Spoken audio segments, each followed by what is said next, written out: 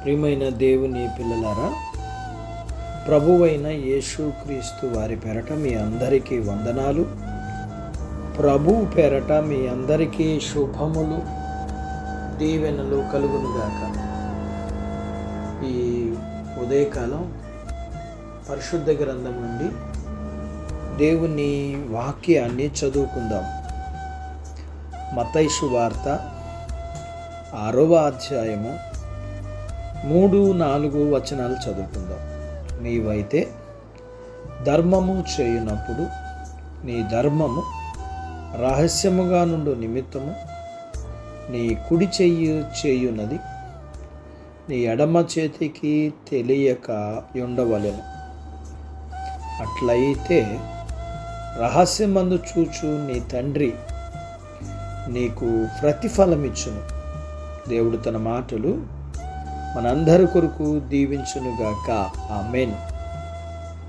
ప్రియమైన దేవుని పిల్లలారా, మనుషులు తమను చూసి పొగడాలనే ఉద్దేశంతో అందరూ చూస్తుండగా దాన ధర్మాలు చేసేవారికి ఈ వాగ్దానం ఇవ్వబడలేదు. వారు కోరిన ప్రతిఫలం వారికి వచ్చేసింది కాబట్టి రెండోసారి ప్రతిఫలం కావాలని వారు ఎదురు చూడలేరు. మనం చేసే ధర్మాన్ని రహస్యంగా ఉంచాలి. అవును, ఎంత రహస్యంగా అంటే అది మన జ్ఞాపకాల నుండి చెరిపివేయటం ద్వారా మనకు కూడా తెలియనంత రహస్యంగా చెయ్యాలి.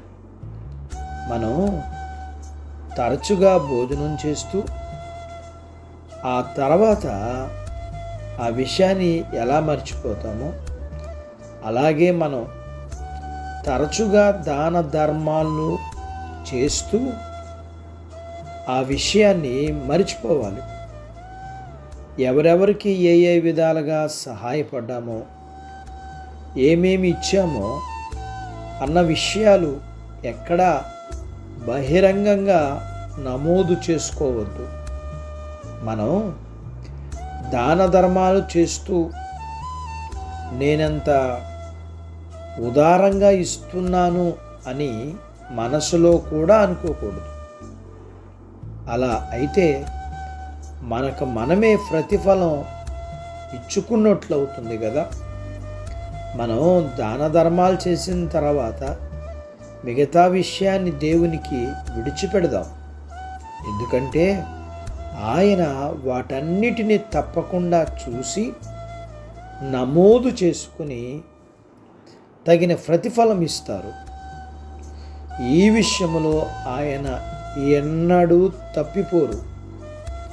దాన ధర్మాలు అలుపెరగకుండా చేస్తూ దాన్ని రహస్యంగా ఉంచేవారు ధన్యులు. తనకు తెలియకుండానే చూపించిన ప్రేమలో ఆ వ్యక్తికి గొప్ప సంతోషం దొరుకుతుంది. నెమ్మదిగా రాజులు చేసే గొప్ప విందులో భోజనం కంటే ఏ ఆర్భాటం లేకుండా తినే రొట్టె ముక్క మధురంగా ఉంటుంది.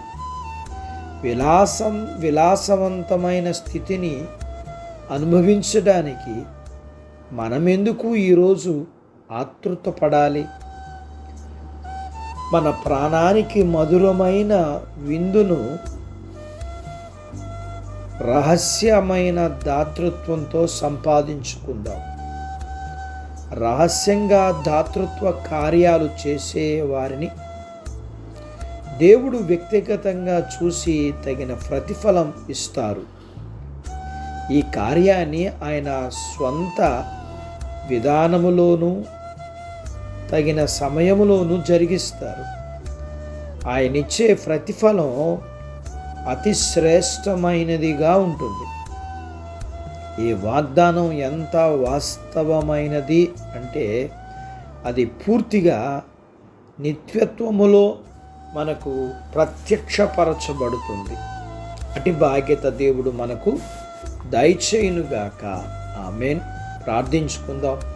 నాతో పాటు ఏకీభవించండి. మమ్మలను మిక్కిలిగా ప్రేమించిన మా ప్రియ పరలోకపు తండ్రి, మీ పరిశుద్ధ నామమును బట్టి మీకు వందనాలు.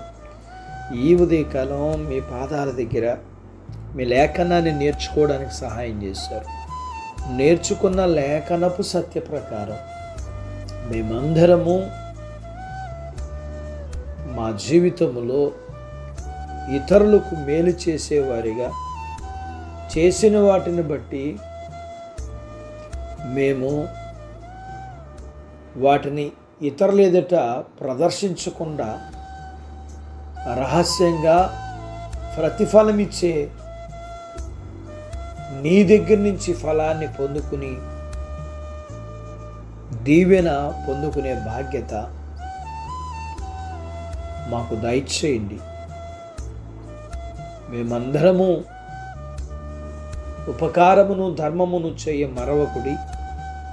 అటు యాగములు దేవునికి ఇష్టమైనవని మేము చేసే వాటిని మేము మా జీవితాలలో మేము ఘనతను కోరుకొనక నిజమైన ఘనత నీ ద్వారా పొందుకునే హృదయాలు మీ పిల్లలమైన మాకు దయచేయండి. మీ పిల్లలను దీవించండి. చిన్న బిడ్డలను, యవనస్తులను, వృద్ధులను, స్త్రీలను, పురుషులను దీవించండి. వారి చదువులు, ఆరోగ్యాలు, ఉద్యోగ ప్రయత్నాల్లో విజయాలు ఇవ్వండి. ఉద్యోగాలలో ప్రమోషన్స్ ఇవ్వండి. చేతి పనులు, వ్యాపారాలు, పొలాలు, పశువులను దీవించండి. వివాహాలు కాని వారికి అవ్వటానికి, గర్భఫలములు లేకున్న వారికి ఇమ్మని, గర్భఫలములు కలిగిన వారికి సుఖమైన ప్రసూతి ఇమ్మని, ప్రసూతైన తల్లి పిల్లలకు ఆరోగ్యాలు ఇమ్మని, మీ పిల్లల అవసరాలు, సమస్యలు, బలహీనతలు, రుణాల నుంచి విడిపించమని, మీ పిల్లలను దీవించి ఆశీర్వదించమని యేసు ప్రభు వారి పేరట స్తుతించి ప్రార్థించి అడిగినవన్నీ పొందుకుని ఉన్నాము తండ్రి. ఆమెన్. దేవుడు మిమ్మల్ని దీవించునుగాక. ఆమెన్.